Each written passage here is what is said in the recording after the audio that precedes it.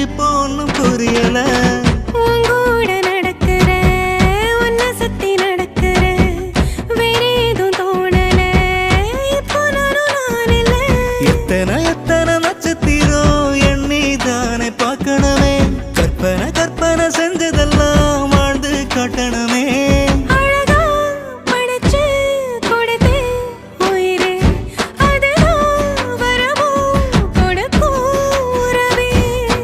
ஆலங்காலங்குருவி அடியாகாசத்து அருவி ஓம் கால கால தழுவி மழை வாங்கி வந்த பிறவி.